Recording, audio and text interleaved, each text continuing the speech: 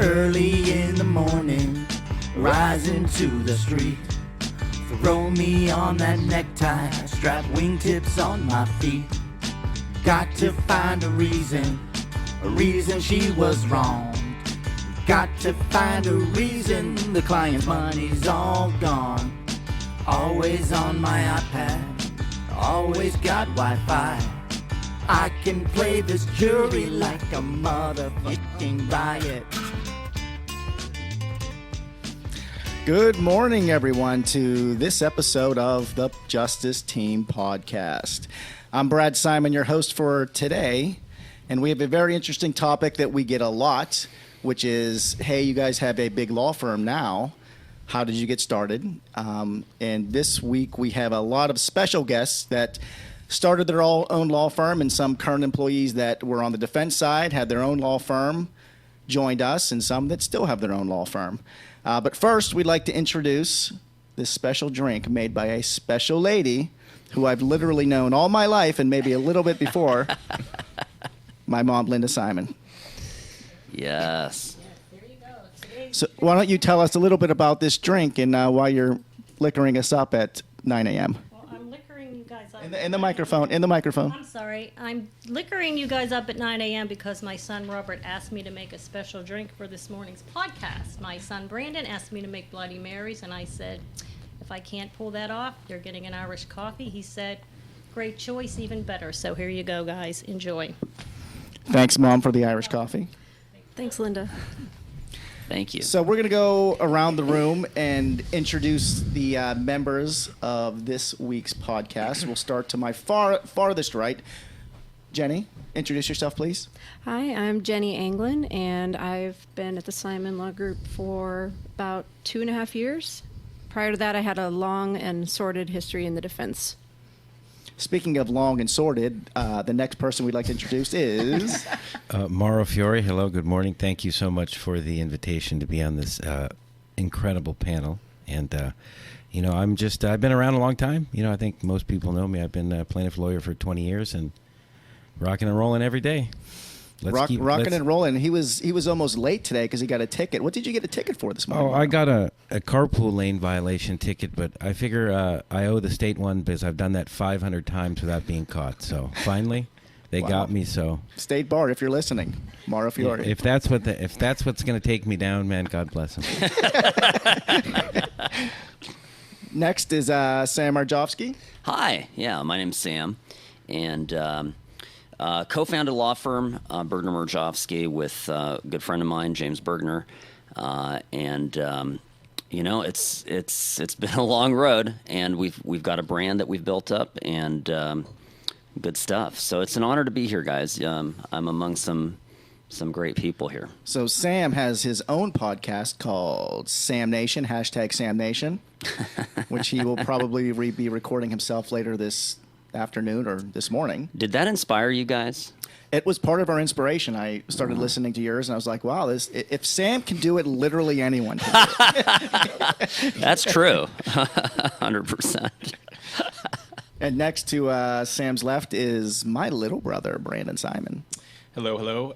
Brandon, I've been with the Simon Law Group since it was incepted. Actually, it was before it was the Simon Law Group. It was the law offices of Robert T. Simon, and it was just Bob and I in a little suite sharing an office together. So I've been here since we started. Been a fun ride. And last and certainly least, I'm Ryan Conger. I was on the defense side like Jenny for a number of years and went out on my own in 2015. Started my own practice and doing all plaintiff personal injury. And the last, number of months I've been working with the Simon Law Group pretty closely, consulting, helping screen cases, and working on some big ones. Ton of fun. So usually we do a little fun, the Family Feud style top 10, but today's going to be a little bit different because everyone has their own unique perspective on why I started a law firm or why I don't have a law firm, and there's a lot of stress with it, and there's a lot of good times and bad times, and we're going to talk about that because, like I said earlier, a lot of the questions we get is, how do you start? When do you start? What decisions? When's the right time? So, I'm going to start with Brandon, my brother, because he actually like he said, he started the Simon Law Group before it was the Simon Law Group, before I jumped ship to create the Simon Law Group, before he even went to law school. Brandon. Yeah, so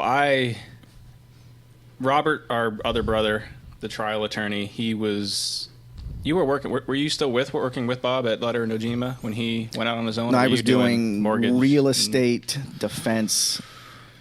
So kill myself. Sounds scintillating. Oh yeah, tell me more, Mauro.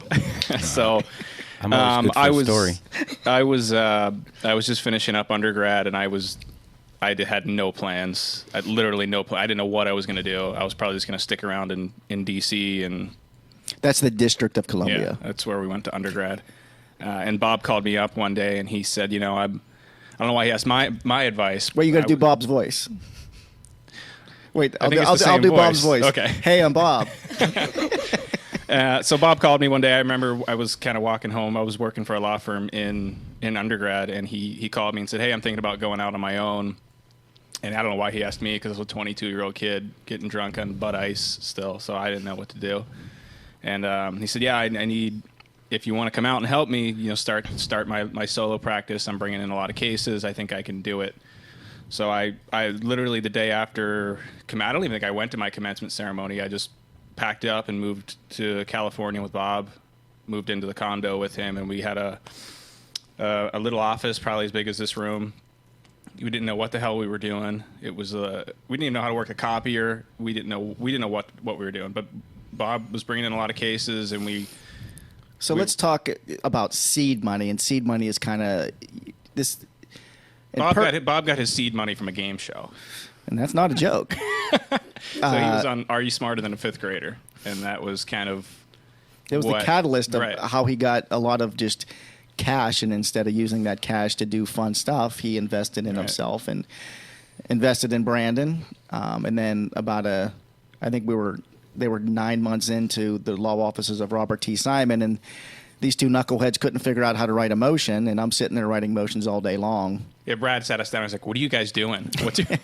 So I think I remember sitting at a bar in Brentwood, Q's, and we had lunch with Brad, and Bob convinced them to quit his job and form the Simon Law Group, and then I went off to law school, and those guys kind of took it off into the stratosphere while I was in law school. Yeah, it was a hard decision for me. I know probably everyone in this room, it was a very tough decision to make the leap from working a W-2 to jumping and doing something on your own where you maybe get paid, because in our business, it's not like we're making hourly money where you get paid by a client every month. You get paid maybe, and you get paid in the future. So I took a leap of faith where I was making a really good salary. I did like my job. I liked litigating. I liked winning. Even though it was mostly throwing people out of their homes, I was winning, but it was pretty soulless. Where that was what the prize was. Hey, you won this motion, and all these people got to get out of their house.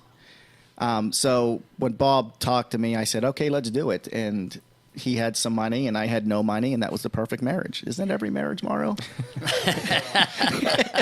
I'll tell you. Have you ever met a defense lawyer with a soul? Ooh. I Yeah, don't think a couple I times. have. You have? Yeah. Wow.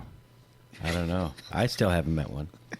Most of them are, they go home at night to their apartment and their Docker suit that they bought at TJ Maxx, and they put it on again the next day for nothing, for just to people. That's all that's their life. So when I go home and I sit in my living room and I look at the city view, and I think, wow, how lucky am I to help people, right? Let's talk about Mauro's story. Mauro grew up very poor, Mexican, Italian, and one day dreamed about getting up on the hill and never thought he'd get there. Now look at him. He's actually sitting on top, looking over. And how did you get to where you are? Because it's kind of impressive, your background.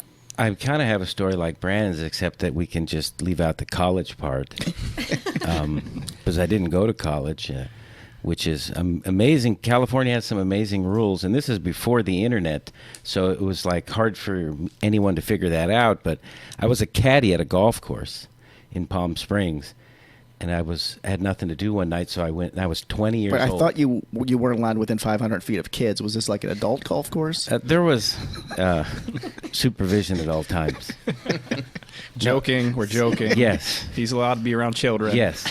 He's having a kid. Yeah, my wife's pregnant. Congratulations. Is it yours? I think so.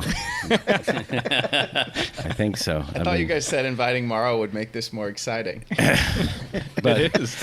But no, I was a caddy at a golf course in Palm Springs, and this was like in the early 90s, and I had nothing to do one night. I went to a Barnes & Noble, and I'm like, man, I got to do something with my life, man. I don't know, caddying is really not, I was like Bill Murray in Caddyshack.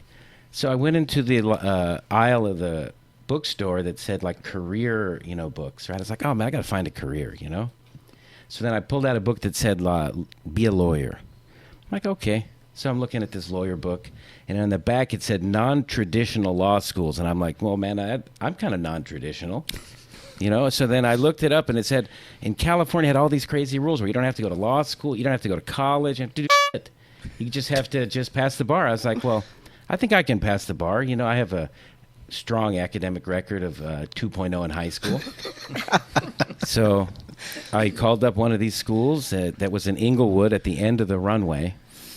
So like every 15 minutes in class, like we'd have to like take a break because the building would shake so much and it was so loud from all the planes.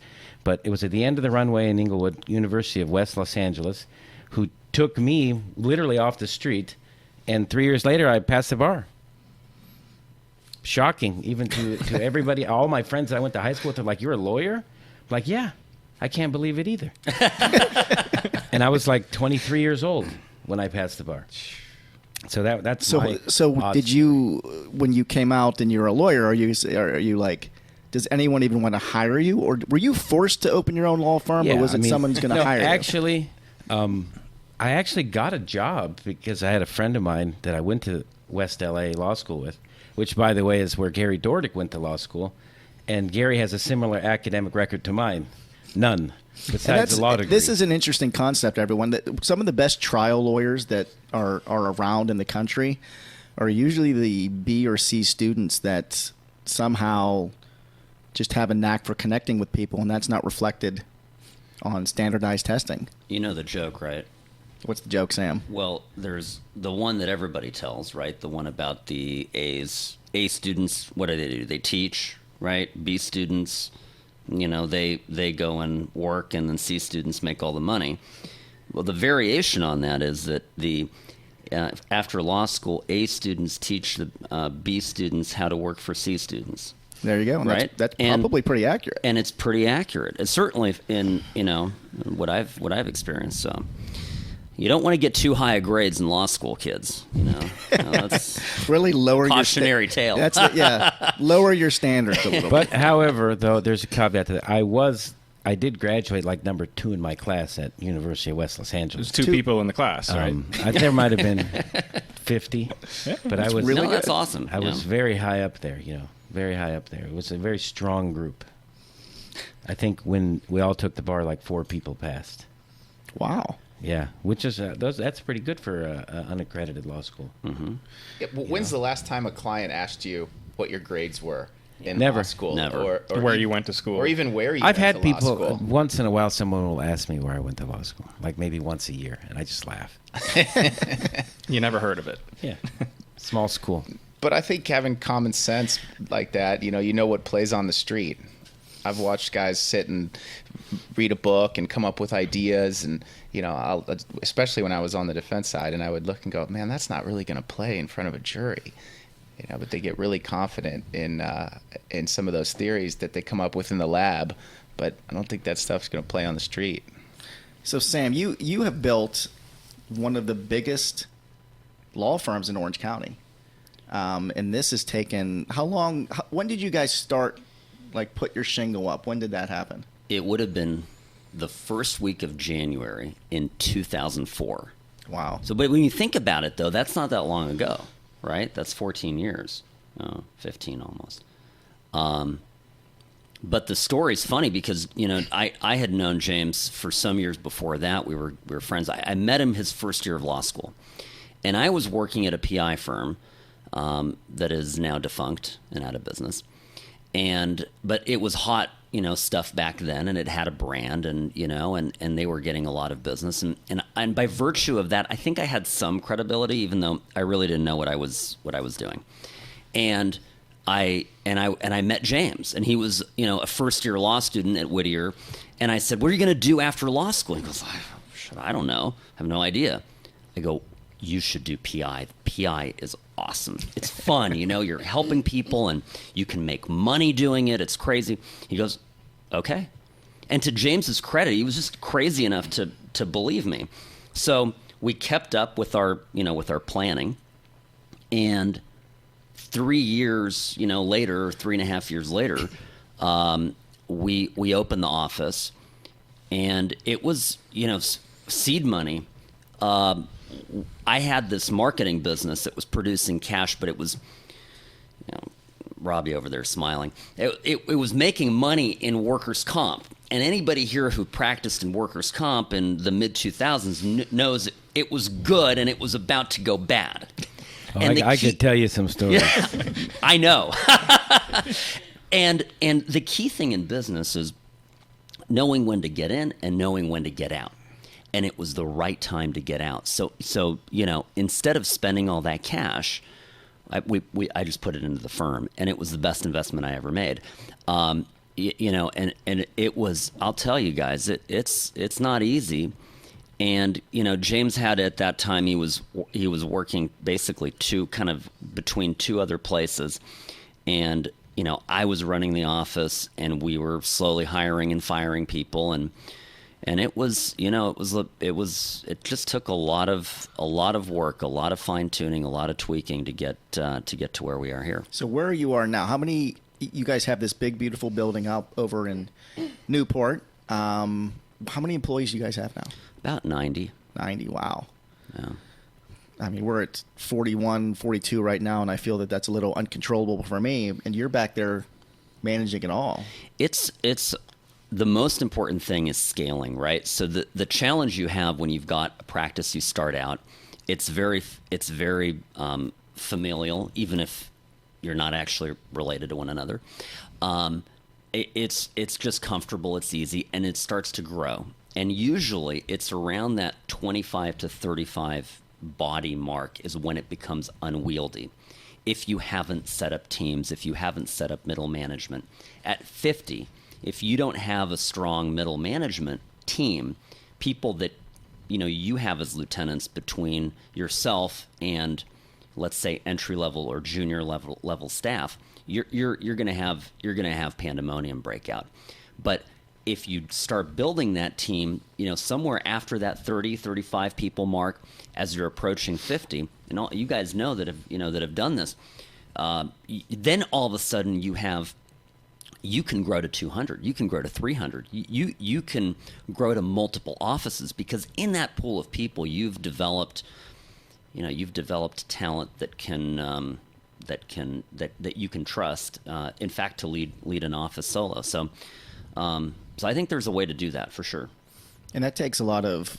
How much of your time, Sam, is administrative versus legal? It's all administrative. Yeah, 100%. But it's interesting because that's really where a lot of the money is. You've a lot of guys are great. There are a lot of great lawyers out there who are, I think, not very successful commercially, right? And the reason, and I'll also say, I think there's quite a few lawyers that aren't that great lawyers, but they're very successful, and it's in part because they know how to inspire people. They know how to not just find A players, but squeeze A work out of them. You can hire an A player, but getting them to produce A work all of the time, that's tricky. And I've had people tell me flat out, you can't do it. And I found that you actually can, and we've developed a few tricks along the way to do that. Well, I just want to congratulate you on your success. Thank you. Watching this team grow it's phenomenal. We've tried to, like some of the little things I've seen in your office, we try to mimic because it works. And the way you motivate people, just like you said, it's not always financial. It's also there's fun stuff. We did it financially for years. We would give people a cut. we'd give them percentages. And it really just put us in the poorhouse, right? And because, the minute, you know how this business works, guys. The little stuff pays the bills. The big stuff, you get to maybe, take something home.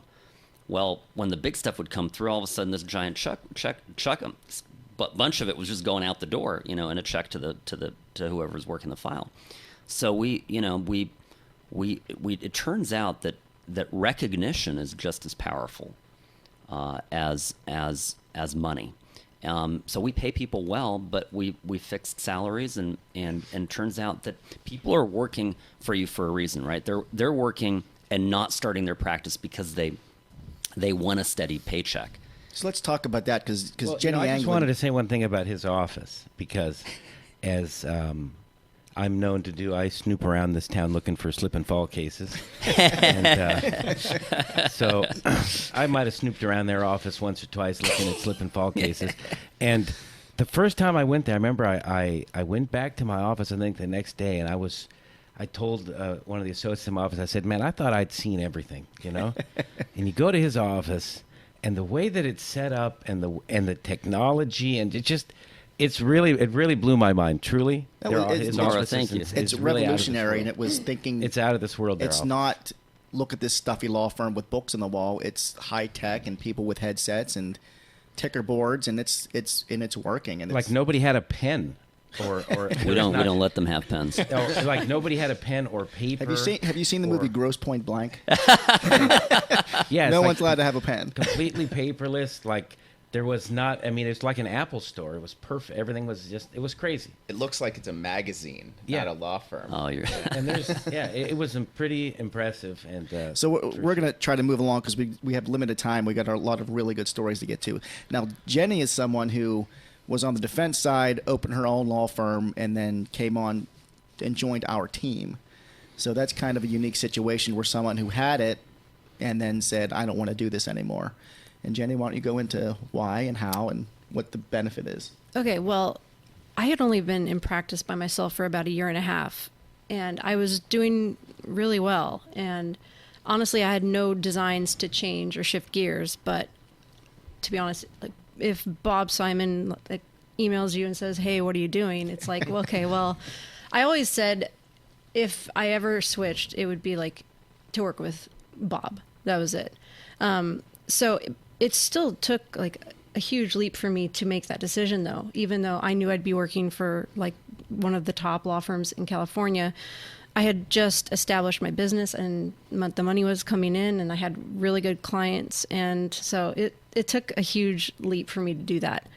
But the trade-off I knew was going to be obviously working for the best firm around. And also I was really hopeful that I would have a better work-life balance, which I did not have when I was on my own. It was just the minute I stopped doing the legal work, I started doing the administrative side. And I would put my kids to bed and start working again. And I was getting no sleep, and you can't say no to the work that's coming in, because if you say no, you're cutting off that source potentially. So it was the best decision to come here. And I can understand why people go out on their own, but now that I've done both, I've much preferred the team life. So, Ryan Conger has a similar situation where he was on the defense side with a partner at one of the biggest defense firms, making good money and good bonuses. And why'd you stop? It was always my plan, really, from the beginning. I always wanted to do plaintiff personal injury, and I always wanted to be on my own. That was the path I took. I got some pretty good advice from my uncle, my dad's brother. That's usually how uncles work. Mm-hmm. he's a pretty it successful. It could be Uncle Sam. He's a successful plaintiff attorney, and he said, "Look, go do." He did insurance defense for the first 5 or 6 years of his career, and he said, "Go do that. It's good to learn how the enemy thinks from the inside." So, narc. So I did, and it was always my plan. And I think you mentioned seed money earlier, and I think that was the thing. It took me a while when you're at that age, you're in your 20s and you're trying to get on your feet. It just took me a while to save up enough money and get the balls to do it. And so I got to a point where I had, $50 grand or something. I refinanced my house, and so I had a line of equity, and I said, okay, I have enough money to live for the next year and a half, even if I don't make anything, and made the jump. It was the best decision I ever made. And I think a lot of people probably have that plan. I'm going to start defense work, learn it, get some seed money, go out on my own. But a lot of people get stuck and stay there. This right? goes to the first. We got a listener email, and it's Mr. Simon. I'm thinking about starting my own practice right out of law school. What do you think about that? Is that too risky? Now it sounds like someone like Sam, who did you guys jump right into your own thing right out of law school? Right away. Okay, and then like myself, I didn't, and Bob didn't. I always wonder that, like, had I not worked at a firm, I don't know how I would have figured out how to practice law. Well, I worked at a firm for about a year, and the guy that I worked for ended up getting disbarred because he was just, because of the work you were doing. well, he was just stealing. He was just stealing out of the trust account and snorting the rest of it up his nose. So it was a rough place to work. So I was thrown into I literally ran the office myself because the guy I worked for was a disaster. So after a year where I kind of I learned from one of his paralegals a little bit about how to do work in the PI business. And then I said, well, if I'm going to, first of all, I don't want to get disbarred. This guy's going down. I'm going to get out of here. But I knew just a little teeny bit that I learned from that paralegal that I was able to start my own office about a year after I got out of school. So how many years have you been doing your own thing, Mauro? Since 2000. Since 2000. I got out Wow. of school in 98. I worked about a year and a half, and then in 2000 I opened my own office, which I was a solo for a while, and like anything, you have to get lucky. I got lucky. I hit some good cases, literally cases that just fell out of the sky. I got some good settlements early, and I expanded, and now I have about 25 employees. There's 5 lawyers, and the How rest many staff. trials have you yourself done? Almost 50. As a matter of fact, Wow. This is a good question. I've gotten 2 verdicts in the last 10 days. I never tried 2 cases in 10 days. I tried jury trials. I tried one, and both of them I ended up in Pasadena. The first one was these cases you just get, they sickened me. They offered $3,000 to my client, State Farm, on a good case. The lady had 1 epidural. They wanted to pay $3,000. So I tried the case in 3 days in Pasadena. I got a $42,000 verdict. Wow. Congratulations. See, So not a lot of people at your level are going to take, I got $3,000 in meds. Or how much was her meds? She had 1 epidural, like $16,000. And you're going to go, because they're just making you an insulting offer instead of folding. You're like, I'm just going to do it. Yeah, I mean, you just got to once in a while you got to do it. So then the next day I report to Department 1. I get sent back to Pasadena with Oldendorf, who's a great plaintiff judge. And I try this other case. This was a slip and fall, a trip and fall. Of course. Yeah, against Edison. Yeah, of course. Against Edison for a negligent construction site. Where they sent me a 9. They were very generous. They sent a 998 for $5,000 on this one. Wow. A 998, no less. So I tried that case, and I got the verdict yesterday, $72,000 on $12,000 in meds. But so these are just and I like to try. I always tell people, I don't need any more experience. I always have this conversation with Dordick, who's one of my best friends, probably my best friend in the world. I always tell Gary, I don't need any more experience. I've tried so many cases. I just need to try some better ones once in a while. It But seems it's like still you fun. did those. So the money you probably earned on those 2 verdicts maybe just make your payroll, but you're doing those on principle. That's just for fun, just to slap these lawyers around. I mean, the guy from Edison, I don't think he was waiting for me to go in the courtroom to see what side I sat on before he sat down, because I don't think he knew what side he was supposed to sit on. You know what I mean? So, this guy was ridiculous. Some of these guys are so bad that they assign to these smaller cases that it's just fun to mess with them. Now, when I used to have cases against Jenny, she was very tough. She never wanted to pay me shit. Oh, that's not true. I always overpaid. That's what she offered you, but she probably I had, paid. and I probably had like 20, 30 cases with. I mean, I had a lot of cases with her over the years. Never wanted to pay up. Then finally, I took her out to dinner, and then Flowers. after that, the money started flowing. I had one. We had one case I remember it was against Jenny, and I remember the case still. It was her last name was.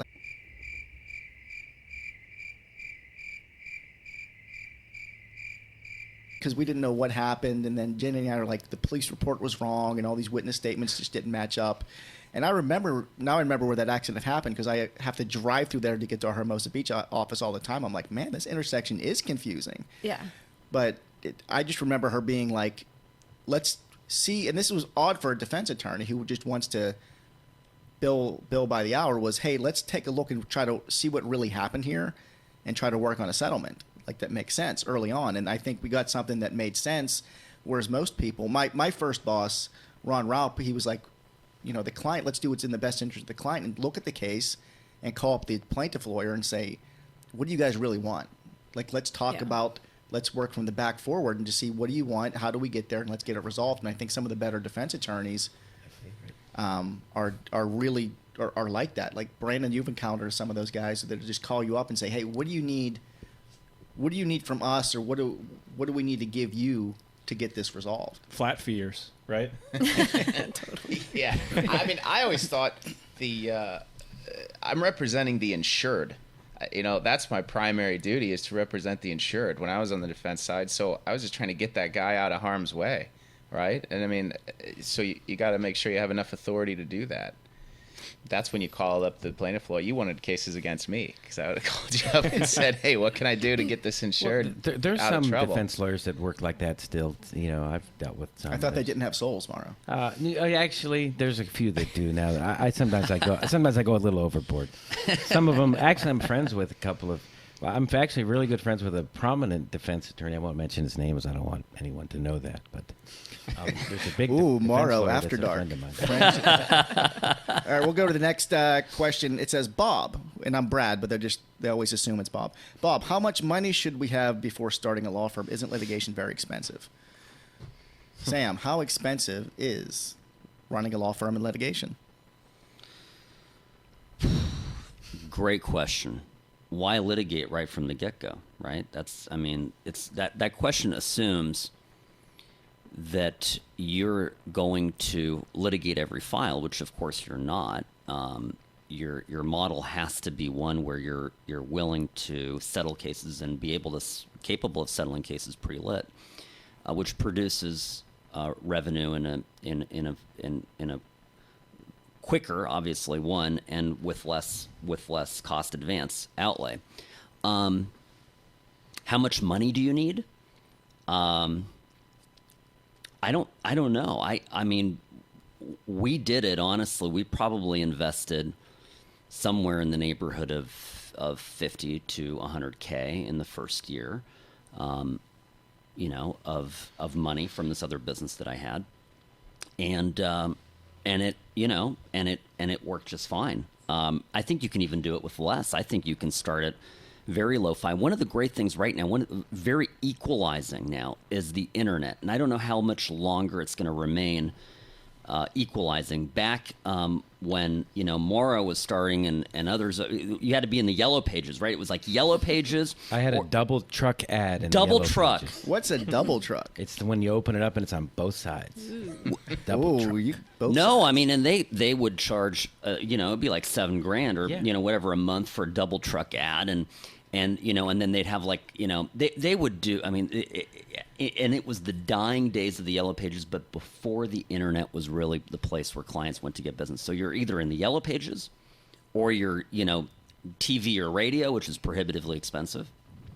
Now, a smart young or new solo practitioner can go out and can create a web page. If he knows anything about SEO, he can optimize his site to be picked up in certain places. He can play the social media game, and a little bit of hustle and a little bit of smarts can go a long way in producing a few cases a month. And a few cases, 3 to 5 cases a month, can get you started, and you're going to settle a couple of them in the first, let's say, 90, 120 days. And you'll see, you'll start to pick up revenue. I think your email, you just go for it, do it. If you're thinking about it, do it. You mentioned you said 50 to 100 or something in that range to get started, and I think that's what we had, or what Bob had when we got started, and we were doing some pre-lit, some litigation, and I think you're right, Sam. You got to look at those early cases when you take them in, and say, we got to be smart about what we're going to invest in this case to make it profitable for us, but also worthwhile for the client, where their settlement isn't getting eaten up by a massive amount of costs. Yeah, I think I had similar $50 to $100. Wow, similar. But that was Line the of year credit? It was 2000. very similar. Yeah. That's back when I was graduating high school. Just kidding. You have to be careful about what kind of cases you take, too. I think you want to have a good mix of cases. Maybe you can afford to take one or two big, long shot cases that are going to take a while, but you also want to take some lower policy, easy cases that are going to settle fast. Yeah, minimal policy to a firm with no overhead. Yeah, if you're solo, if you're by yourself, you got to know, hey, if I've got a full slate at 15 or 20 cases, if I'm handling them all by myself, and you want to have a good mix. So two things on that. One, you either as a solo guy or as a big practice, there's such a thing as too many cases. Yes. Right? Too many cases will bury you, and pretty soon cash flow is going to suffer because you're not moving them through. And the other point is, as far as quality, you never turn down a great big case. If you're a solo guy, you just started, you got this great big case, what you do is you call the Simons, right? And the other great you equalizer. have a litigation firm come in and you get the credit. You don't realize you get the credit for it. You could be on all the pleadings and they'll walk you through what they're doing. They're really good here and some other places too. We started out doing that, where we had a couple cases where we had enough seed money, but not enough where we have to retain 8 experts. So early on, we associated in cases like Mike Alder's firm and Brian Panish's firm, and we started learning from them how to do it, but also we couldn't handle it. So a lot of the people that have cases right now that are, one of the emails is, what happens if the case is too big? How do you finance that? There are finance companies that will give you loans against kind of your portfolio when they file UCC1s, but you have to have 5 years of business under your belt usually, and you get a certain line of credit. But really, it's you probably make more money associating in a litigation and trial firm that can bankroll the case, do the work, you learn how to do it. And we did that. Bob tried a case with Brian Panish, and I was there every day with him with Spencer Lucas, and Spencer and I are in the back just typing things on a computer, telling them what to say, and they're up there just crushing. And Bob and I looked at each other and said, I think we can do this. And that case hit really big, and we had enough money where we said, let's just start hiring people. So we hired our first attorney, Tom Fair, and now he's winning major awards. And we're going into our 10th year. You're going into your 15th year. Mm-hmm. Mm-hmm. Yeah. And Mauro's going into his 40th year. Yeah. I feel like 100. You look it, too. Thank you. Thank you. Yeah, I think that's Bob, and your mantra is, because that's how we started. I specifically remember when, I don't know if it was that Cedillo case, but it was another big case where actually Mike, the first time we met Mike Alder, he came in, and I specifically remember him sitting with the two of you and talking to and you I was about, like, why am I going to give up a certain percentage Right. of my fee to bring you in? And Mike said, I'm going to make your case 50% better. and you're going to learn, And Mike made our case 50% better. if not more. And I was like, wow, I had a really good settlement on like a motorcycle wrongful death case. And I used that money we got on that. I bought my first house. And he also that's- gives you the tools to do it on your Yeah. own. That's kind of what we preach now, is that's how Bob learned under Panish. You do a trial with Panish and you learn from the best. They also bankroll your case because you can't afford it, but they also teach you how to do it on your own, teach a man to fish. And that's kind of what we do the in old our parable. Thank you. I did some reading before I came this morning. Light reading. I saw that in the bathroom. And then the Bible. that's not light reading, the Bible. No. So that's kind of what we do now, is we encourage people that bring us cases to be involved in the case, and they learn, if they want to try the case with us, they learn how to try cases, and that way they can kind of do it on their own from So let's now talk on. about like more of the administrative side, which almost all of my time is admin. Boring stuff. Nerd. Almost all my time is administrative. I know Sam's probably 100% is admin stuff. So when people are coming out and they want to start their own law firm, there are kind of things that are low cost that you can probably do to help your business. So like Sam or anybody, Mauro, have you ever opened an office and it's an executive suite? Yeah, I have one of those out in Palm Desert. I'm not talking about like a motel. I'm talking about like an executive suite. My wife might listen to this. I'm happily married. But You bring out the best of me, Mauro. thank you. No, I have an executive suite in Palm Desert because my brother lives out there, and he knows the PI business. And sometimes we have cases out there, and so my brother will meet with clients out there for me on occasion and things like that. So we have an executive suite. We have an address and a phone number, and it helps with. I mean, I'm the worst when it comes to internet stuff and all the how it works. But if you have an actual address and a phone number that's real, I think it makes a difference on Google. That's what I'm told, anyways. But yes, we do have that. But I have 3 offices that actually have people. They're real manned offices. And woman. And woman, yes, and woman. So yeah, one of the questions we did have, and it was Brad, was actually to me. Your firm has a lot of locations. Are these mail drops? Are people in there? How do you work on the same cases together? So that I can answer that. It was addressed to me. We do have a lot of offices, and all of our offices have actual humans in there, like Mauro, like actual males and females. Yes. But with technology now, everyone can work on the same server. Everyone can be on the same phone system, and we have our receptionist in Hermosa Beach that gets all of our calls and can patch them through to me in Seal Beach or Santa Ana or Woodland Hills or even San Jose. We're all on the same system, logging into the same terminal server in real time. So I think that, like, Ryan, let's say you're going to start your own law firm. Are there anything you would recommend that this is low cost and we can get away with doing this? It might be a temporary fix, or it could be a long-term solution that you're looking at. Like, this is probably the way to go. My first office was a mailbox. Just that's it. I worked from home and did a mailbox. My second office was a chair in the back of my buddy's office with like a little counter space that I would sit there, and I would go, I'd go outside to make phone calls so I didn't annoy him because he was so close to me. And now I've got, 3, about half of a big suite. So yeah, I've tried to stay lean and mean. I don't really have any special software. I have me and my paralegal and one other lawyer. And Jenny, when you were doing your own, like, were you working at home, or did you have an office space, and how did that work? I actually had like an executive suite, and so I had access to a conference room if I needed it. And my office was a windowless office. I chose that because it was like $100 cheaper, and I was really trying to be, frugal and make sure I could go the distance before I committed to the window office. But I can say one thing that I think is worth the investment, because it's really not that much, is a really good, in my opinion, a practice management software. Because especially when you're first starting out, if you don't have a great paralegal yet, those deadlines and dates, I mean, you don't want to mess up on any of those, expert deadlines, discovery deadlines, all of that. So that was the one thing that I did invest in. The windowless office was a trade-off to make sure I had really good practice management software. So we run our law firm mostly on PCs, and Sam, I know you guys are on Mac. Have you had any problems with No viruses. No viruses? On your computer. Yeah, Finally, Yes. someone else. But if gets you had it. any challenges with sharing documents from Mac to PC, because we're taking this perspective of, hey, I'm going to start my own law firm. Should I go PC to, like, exclusively, or is that fine now in today's market? It's 100% fine.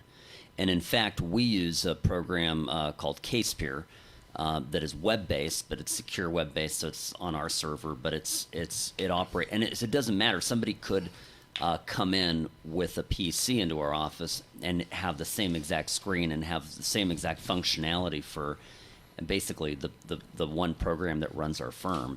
And it, it wouldn't be, it's just not an issue. And as far as getting documents, I mean, Macs right now, they've come a long way. We started using Macs in our office back, I think, in 2007, 2008, and it was, we'd buy these PCs, we'd spend $500 on a PC, and it would crap out, 8 months later. E-machines, remember those? Yeah. We bought those cheap, we thought we were saving money. And sometimes, you think you're saving $1, but really it's going to cost you $2 or $3 in the end. So we bought Apples, and now the lifespan of our machine of our equipment is that much longer. And you can lease some of this equipment, right? So a little tip here, you lease it, you can write that off from your taxes, right? That's not a bad thing.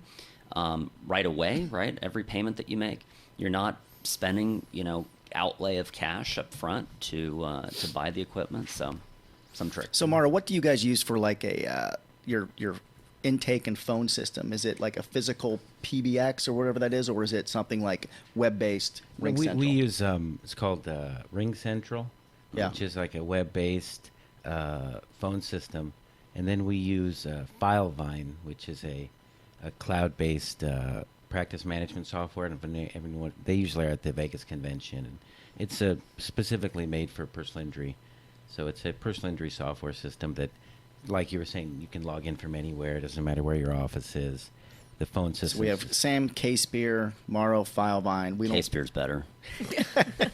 So, we use Ring Central at our law firm, and we're porting everything over to Ring Central. But we started off because that was a very inexpensive and it's still faxing. it's still pretty you can fax inexpensive. from your email, and it was very cheap to use Ring Central, but it ended up being one of the better solutions. I remember when it was still a PBX switch, and James and I were working for a little workers' comp plaintiff's lawyer in Santa Fe Springs, and he had this box on the wall, and that was the PBX switch.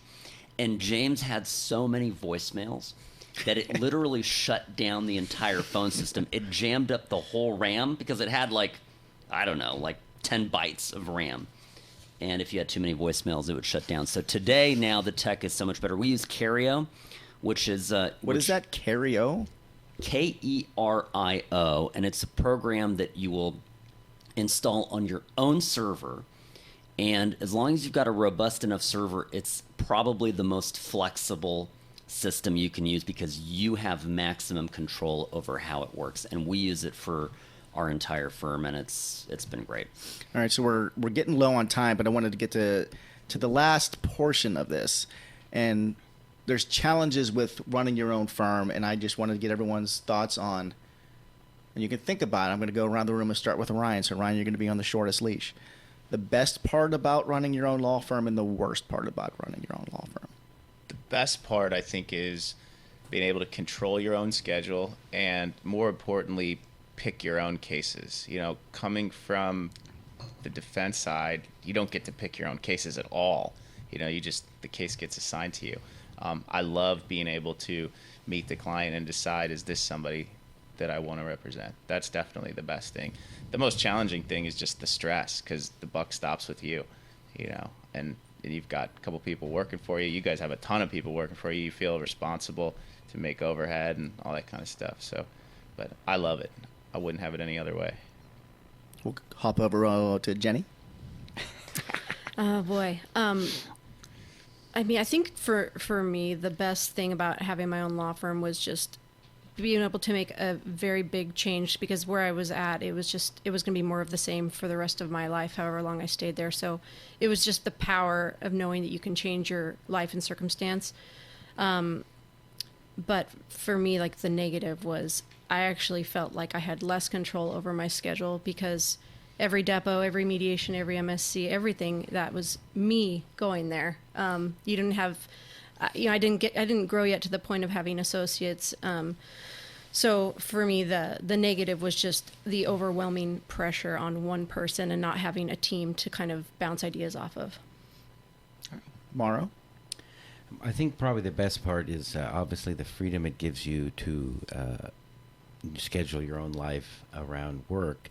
But sometimes, you know, especially in the early days, I would work 7 days a week.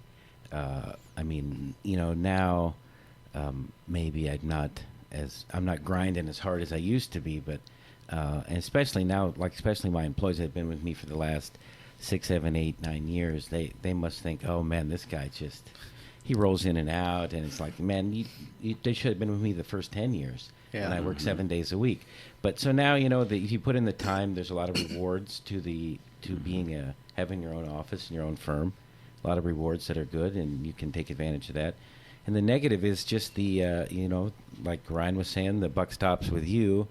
I'm responsible for, you know, all these people, and then, you know, I see all their health insurance and everything. You know, I feel responsible for that. You know what I mean?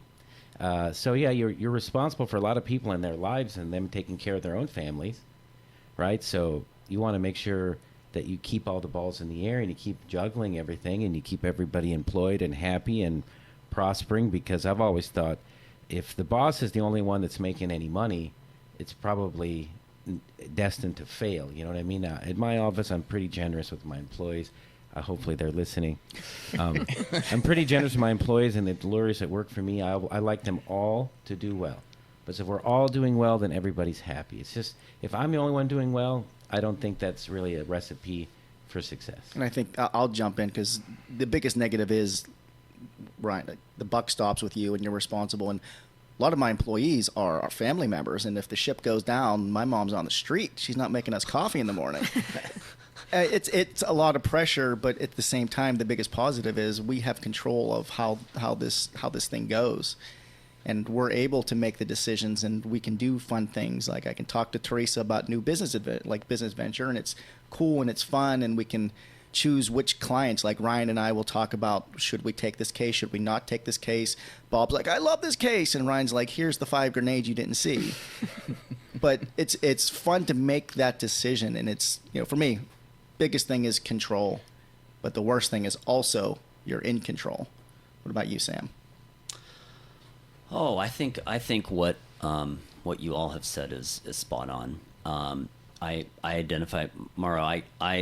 We love our people, right? And so in that sense, it is an enormous burden, right? Because you know that there's a duty not just to cover those essentials, but I feel a strong duty of providing opportunity, right? You've got to keep growing the business to provide your people with a platform where they can develop and become better versions of themselves professionally. So that's one thing. I love having my own schedule, but at the end of the day, the biggest downside is that you're never off, right? You're never off. Never off. This right here, control. Look at this. I put this down for a little minute, and I've got. You have 400 emails. Yeah. Brad demands to have USB ports and everywhere he goes. I've been fantasizing about a world where I don't have a smartphone, where I just go back to a dumb phone. But I literally cannot do it by virtue of my position. And Sam, you travel. You remember you having a pager and making calls on a payphone? Remember that? Yeah, I remember. That's when you were selling drugs. Joking. Ha ha! Funny time. It was funny. I think when you're on your own, is there nothing sacred here? I mean, can I? No, I'll make sure I never tell you any more of my stories. I think for me, the best part is I get to grow my beard out as long as I want. I can wear whatever I want to the office. He can play Xbox with Evan every morning in their little MLS soccer league. No, I mean, there's definitely a freedom to it where you can, not to say that we're not working, you can work when you want to work. You have to work constantly. But you can work from home if you need to. You can work around your schedule and make it work so you can be with your family. Luckily, I work next door to my brother, but I don't want to always have to see him. I can go home and see my wife when I need to, and work from home, see my dogs. The worst part. And your daughter on the way. Yeah, she's coming. When's Erin due? January 14th. Mauro, when's your wife due? December 24th. So they could be born on the same day. I hope not. Christmas, That's pretty baby. early. Christmas baby. Worst time to have a. And then birthday. the worst part is, a lot of you touched on it, is you're responsible when shit goes wrong on a case, especially if it's a case that a referral attorney that trusts you and came to you and trusted their case with you.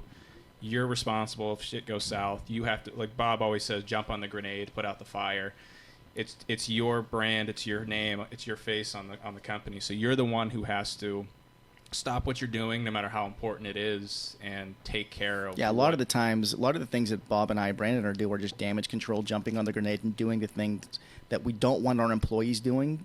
Not because it's bad, but because it loses productivity, and you just have to step in as the face and mop it up. Speaking of mopping it up, Ryan Conger, I think you already went. Yeah, I did. You already went. So I think we're done with you. You work more, you work harder, you're more attached fulfilling. to it, but it feels better. If you're building something for yourself. And Sam, you travel more than I do, which is amazing. It's not true. You were just in Zurich and Cleveland. That was Beautiful 2 Cleveland. years ago to Cleveland at the Murder Hotel. But it's like my wife makes fun of me. I'm like, when we're booking hotels, we need to have strong Wi-Fi.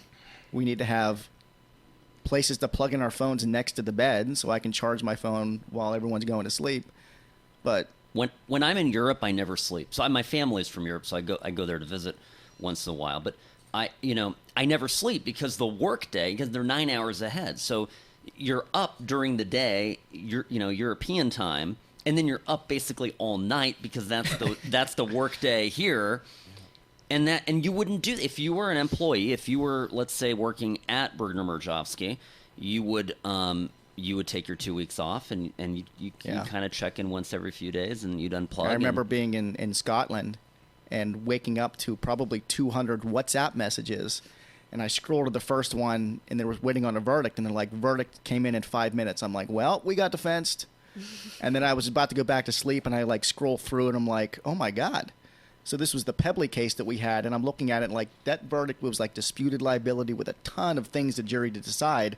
And they were just within 5 minutes, bang, gave Sevy and Grayson everything that they asked for. But it was strange because you have to be plugged in, but you also have to get sleep. And that's hard for me. Speaking of Sevy and Grayson, did you hear about the debacle last night at the You mean when you sold them fake Laker tickets last night? This isn't. I have Lakers season tickets, and the Simon Law Group is a ticket partner of mine. So I sent Bob the tickets for Simon Law Group for this season. Proceed. And I forgot to write down the dates of the games that I sent to Bob. So a week ago, I said, hey, Bob, can you send me an email with the dates of the games that I sent you, right? Because I have the tickets electronically, right, in my Lakers account. So Bob sent me an email, and it didn't include last night's game. So then I figure, well, I have that game, right? Scamming the Lakers. So I couldn't go to the game because I'm burned out from these back-to-back trials, and I know Tom Fair is always up for a Laker game. So I text Tom. I say, hey, Tom, you want these tickets for the Laker game for tonight? Tom's like, yeah, sure. So I emailed the tickets to Tom, and then somehow, and this is the best part, the tickets that I sent to Tom, he got in the game with, and the tickets that Bob gave to Grayson, he also got in the game with. Same seats. All four. So there was 4 tickets that were scanned and good for two seats. Sounds like a loophole to get into Lakers games. So we might have 4 tickets for each game. And then Grayson got kicked out, right? No, he didn't get kicked out. You'll just have to sit on each other's laps. That's cute. But interesting story.